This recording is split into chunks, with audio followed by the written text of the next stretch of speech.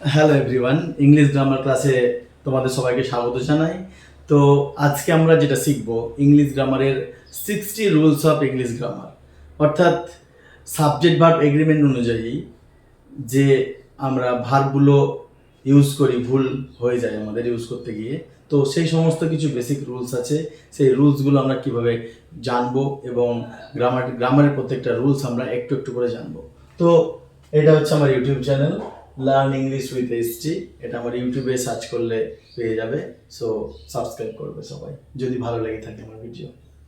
তো দেরি না করে আজকে চলে যায় 60 রুলস অফ ইংলিশ গ্রামারের একটা হচ্ছে ইনডিফিনিট প্রোনাউন, যেটা টাইটেল রয়েছে indefinite pronoun take singular verb. Indefinite pronouns যেগুলো রয়েছে সেগুলো সবসময় সিঙ্গুলার ভার্ব ইউজ করা হয়। ইনডিফিনিট প্রোনাউন কোনগুলো? ইনডিফিনিট প্রোনাউন হচ্ছে অনির্দিষ্ট করে যে জিনিসগুলো বোঝাবে। যেমন এখানে লেখা আছে ইনডিফিনিট প্রোনাউন কিছু কিছু, সেগুলো কোনগুলোর ক্ষেত্রে নেই? Everybody, everything, nobody, nothing, somebody, something, anybody, anything. এই যে ইনডিফিনিট প্রোনাউনগুলো, এই প্রোনাউনগুলো সব সময় কি হয়? এই প্রোনাউনগুলো সব সময় সিঙ্গুলার সাবজেক্ট থাকে। অল আর সিঙ্গুলার সাবজেক্ট, এগুলো হচ্ছে সবগুলোই সিঙ্গুলার সাবজেক্ট। আর যেহেতু সিঙ্গুলার সাবজেক্ট সেহেতু ভার্বটা কি ইউজ করা হবে? সেহেতু সিঙ্গুলার ভার্ব ইউজ করতে হবে। সিঙ্গুলার ভার্ব কোনগুলো? প্রেজেন্ট টেন্সে সিঙ্গুলার ভার্ব যেমন ইজ, অ্যাম, তারপরে পাস্ট টেন্সে আমরা ওয়াজ এবং পারফেক্টে আমরা হ্যাজ, এগুলো সিঙ্গুলার ভার্ব, এগুলো আমরা ইউজ করব। এক্সাম্পলে আমরা যখন যাবো তখন আমরা ক্লিয়ার হয়ে যাবে।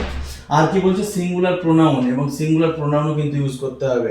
এরর কারেকশনে এগুলো ভুল হয়ে থাকে, হি বা হিজ যখন, তাহলে মেন কথা হচ্ছে যে ইনডিফিনিট প্রোনাউন যখন থাকবে তখন ইনডিফিনিটটা হচ্ছে সব সময় সিঙ্গুলার সাবজেক্ট, এবং সেখানে আমরা সিঙ্গুলার ভার্ব ইউজ করব এবং তার সঙ্গে সঙ্গে সিঙ্গুলার প্রোনাউনও ইউজ করব।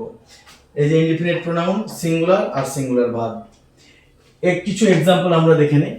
এখানে লেখা আছে এভরিবডি, এভরিবডির পর আমরা ভার্বটা ইজ ইউজ করেছি এবং তারপরে যে প্রোনাউনটা ইউজ করেছি সেটাও কিন্তু সিঙ্গুলার।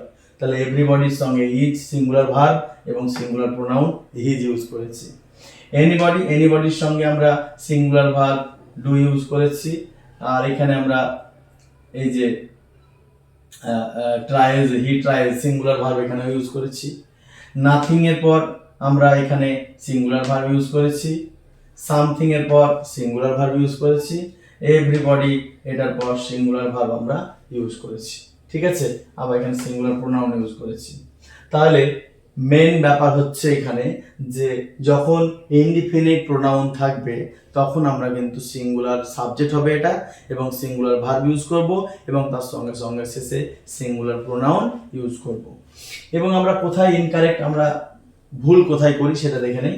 এভরিবডির পর আমরা প্লুরাল ভার্ব ইউজ করে দেই, আর ইউজ করি, কিন্তু এটা ভুল আমাদের। এবং এখানেও আমরা এখানে যে প্লুরাল প্রোনাউন ইউজ করি এটাও আমাদের কিন্তু ভুল। দ্বিতীয়ত আমরা ভুল করি কোথায়? এই যে anybody can do the work, এই যে work, if he try, they try, এই যে ট্রাই এবং এখানে দে ইউজ করেছি, এই দেটা নয়, এনিবডি হচ্ছে সিঙ্গুলার, তার জন্য এখানে দে হবে না, এটা ভুল হবে। ঠিক আছে, আচ্ছা। তারপরে সামথিং, আর এই যে আরটা ভার্ব ইউজ করেছি, প্লুরাল ভার্ব, কিন্তু আমরা জানি যে ইনডিফিনিট প্রোনাউন, এই যে প্রোনাউনগুলো, এই প্রোনাউনগুলো সব সময় কি হয়? সব সময় সিঙ্গুলার ভার্ব, সিঙ্গুলার সাবজেক্ট হয়, তাই আমাকে ভার্বটা সিঙ্গুলার ভার্ব নিয়ে আসতে হবে। ভিজুয়াল আন্ডারস্ট্যান্ডিং আমরা যদি দেখি এবার, যে everybody singular verb is, anybody ভার্বের সঙ্গে এক number form S by S singular, যেহেতু নাথিং সিঙ্গুলার ভার্ব, তাহলে সিঙ্গুলার ভার্ব আমরা ইউজ করেছি। ইনডিফিনিট প্রোনাউন আবার লিখেছে, ইনডিফিনিট প্রোনাউন অলওয়েজ সিঙ্গুলার, এটা আমাদেরকে মাথায় রাখতে হবে। তাহলে এক্সাম ট্রিপে আমরা কি বলতে পারবো?